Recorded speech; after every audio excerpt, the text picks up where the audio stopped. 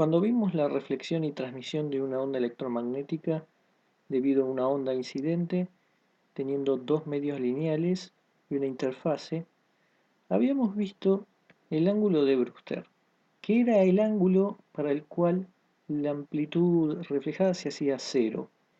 Haciendo algunas aproximaciones habíamos obtenido el ángulo en términos de la tangente. Esto era el caso en el cual teníamos una polarización paralela a el plano de incidencia. Pero ahora vamos a ver si tenemos lo mismo para el caso de polarización perpendicular.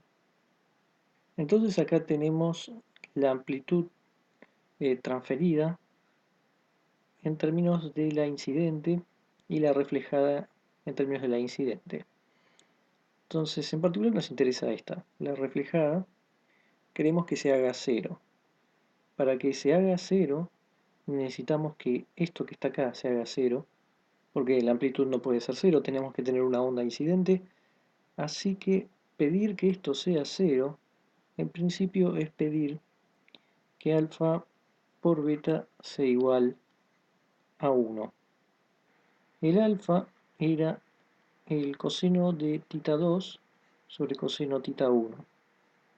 El tita 2 era el ángulo de transmisión y el tita 1 era el de reflexión y el de incidencia, o sea, estaban relacionados con los dos medios lineales que teníamos a cada lado. El beta era mu1, b1, mu2, b2. Pero también se podía poner en términos del índice de refracción, porque la velocidad era inversamente proporcional al índice de refracción. Y este alfa, utilizando la ley de Snell, se podía reescribir de esta forma, como 1 menos b2 sobre b1 al cuadrado, seno cuadrado de tita sobre coseno de tita. Este tita siempre es el tita 1. Entonces, si queremos que alfa por beta sea igual a 1 para que el E0R dé 0, y vamos a encontrar entonces el ángulo de Brewster, necesitamos que el alfa sea igual a 1 sobre beta, ya que el beta depende de cosas que no podemos cambiar, cosas que dependen de los medios.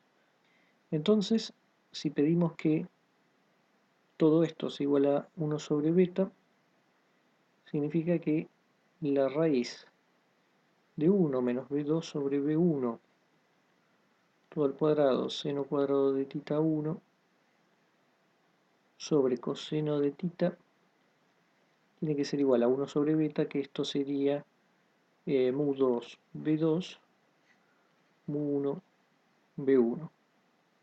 Lo que podemos hacer es pasar el coseno de tita para este lado y el cuadrado para este lado, de modo que nos va a quedar lo de adentro de la raíz, 1 menos b2 sobre b1 al cuadrado, seno de tita 1 al cuadrado, igual a esto por coseno de tita 1 y todo al cuadrado. Así que todo esto va a estar al cuadrado y esto también. Podemos pasar todo esto para este lado, quedando 1 igual a mu2 b2 sobre mu1 b1 todo al cuadrado coseno de tita cuadrado más b2 b1 todo al cuadrado seno cuadrado de tita 1. Podemos sacar factor común b2 b1 al cuadrado, que está en ambos términos, y nos va a quedar el seno cuadrado de tita 1 más, acá sobra el mu2 sobre mu1 y el coseno cuadrado, tita 1. Una aproximación en general que hacemos es que mu1 para la mayoría de los medios lineales van a ser muy parecidos y por lo tanto esto se va a hacer 1. Cuando esto se haga 1, vamos a tener seno cuadrado de tita 1 más coseno cuadrado de tita 1, que es 1, haciendo que nos quede que 1 es aproximadamente igual a b2 sobre b1, deshaciéndonos del cuadrado. Y esto va a ser verdadero para medios indistinguibles que tengan la misma velocidad. Que tengamos medios indistinguibles en el fondo es como que no tengamos dos medios, tenemos uno solo, y entonces, por supuesto que no va a haber reflexión porque es como no tener ningún medio y la onda sigue de largo, e inclusive eso significa que va a ser verdadero para cualquier ángulo, así que no va a haber ningún ángulo especial de Brewster como teníamos en el caso de la polarización paralela. Pero hemos supuesto esto, que mu1 era parecido a mu2. Si tenemos algún caso extraño donde mu1 sea distinto a mu2 por bastante, entonces ahí vamos a tener que pasando este b2, b1 cuadrado hacia el otro lado va a quedar b1, b2 cuadrado, y esto va a ser igual a, acá teníamos seno cuadrado de tita 1 más mu2 sobre mu1 coseno cuadrado de tita 1. Transformamos este seno en 1 menos coseno cuadrado de tita 1 y el resto igual. Mu2 mu1 coseno cuadrado de tita. Acá faltó un cuadrado, ¿no? Porque esto estaba al cuadrado, así que esto al cuadrado y esto también. Entonces, esto es igual a 1 más coseno cuadrado de tita 1 por mu2 sobre mu1 todo al cuadrado menos 1. Acá lo que podemos hacer es poner el b1 sobre b2 al cuadrado, traer este 1 y restárselo y pasar todo esto hacia el otro lado. O sea, va a quedar abajo mu2 sobre mu1 al cuadrado menos 1 y esto es igual a coseno cuadrado de tita 1. Ahora, cuando vimos ondas electromagnéticas en medios lineales, sabíamos que la velocidad era inversamente proporcional al índice de refracción y a la raíz de epsilon mu. Eso es lo mismo que acá poner el epsilon y el mu, que venían con la raíz, con el cuadrado se va y hay que darlos vuelta porque era inversamente proporcional. Así que vamos a tener arriba epsilon 2 mu 2 y abajo epsilon 1 mu 1. Y el resto mantenemos igual, menos 1 y mu 2 sobre mu 1 al cuadrado menos 1. Y esto lo podemos escribir como epsilon 2 sobre epsilon 1, acá vamos a ponerlo bien, epsilon 2 sobre epsilon 1,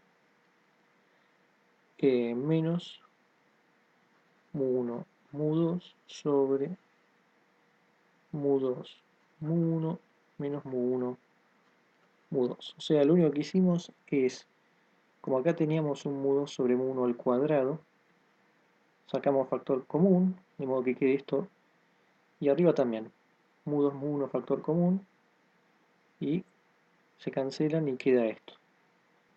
Entonces, en este caso tendríamos el ángulo de Brewster específico en términos de epsilon 2, epsilon 1, mu 1, mu 2, que esto depende de el material, o el medio mejor dicho, pero va a ser en los casos muy peculiares donde mu 1 sea muy distinto a mu 2. Otra particularidad que podemos mencionar que ocurre en el caso de la polarización perpendicular es que el delta R, la fase reflejada, se mantiene siempre igual, o es siempre igual a 0 o es siempre igual a pi.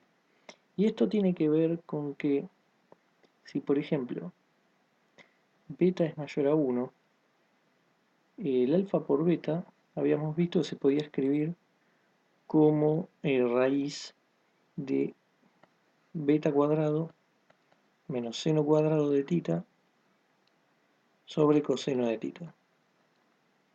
Eso sale de multiplicar beta a lo que teníamos acá. Y la cuestión es que si beta es mayor a 1, entonces alfa beta va a ser mayor a 1.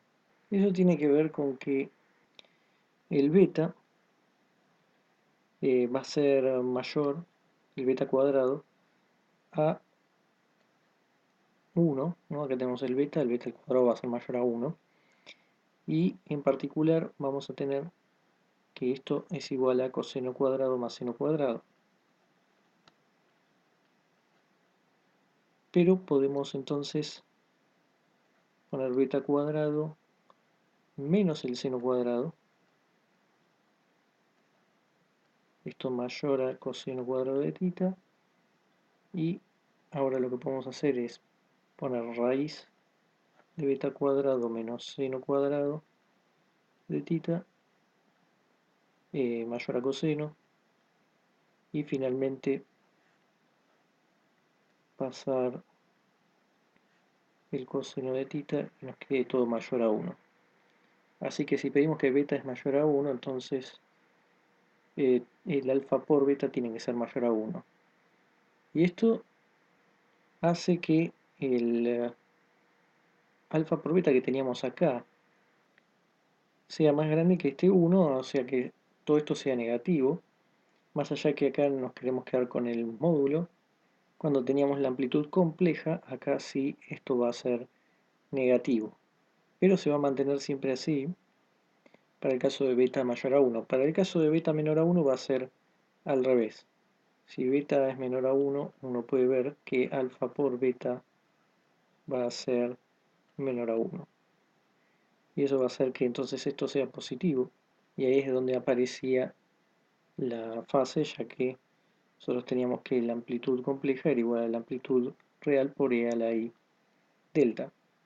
Cuando tengamos entonces esta parte del beta negativo, vamos a tener un delta que va a ser igual a 0, que es el caso de que nos queda positivo.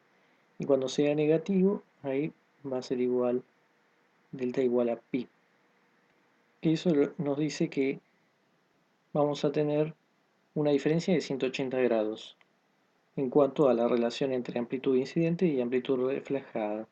También podemos ver que cuando tenemos una incidencia normal, es decir, que θ 1 va a ser 0, en ese caso el alfa podemos ver que va a ser igual a 1, porque esto se va a hacer 1, esto se va a hacer 0 y queda el 1, raíz de 1.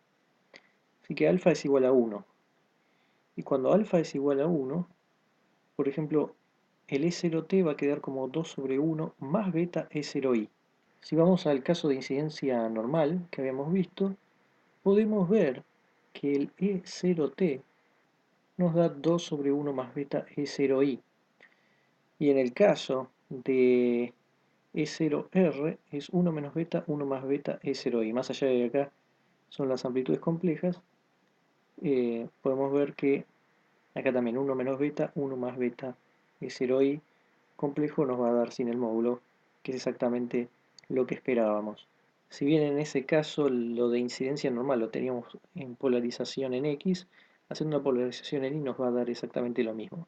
Entonces en realidad estábamos comparando con las amplitudes complejas. Acá tenemos el 1 menos alfa beta, 1 más alfa beta, que al tener alfa igual a 1, esto se convierte en 1 menos beta, 1 más beta, que es exactamente igual. Y para el E0t complejo, que lo tenemos justamente acá, también se va a transformar en 2 sobre 1 más beta E0i igual a E0t. Entonces hemos visto que si mu1 es muy parecido a mu2, no tenemos ángulo de Brewster, menos que mu1 y mu2, en el caso particular que sean muy distintos, nos queda un ángulo de Brewster que lo tenemos en términos del coseno del ángulo, y en términos de epsilon 1, epsilon 2, mu2, mu1. Luego vimos que la fase reflejada se mantiene siempre igual dependiendo del beta, si es positivo o negativo, y luego vimos que ante la incidencia normal se mantiene lo mismo que habíamos obtenido cuando analizamos solo ese caso.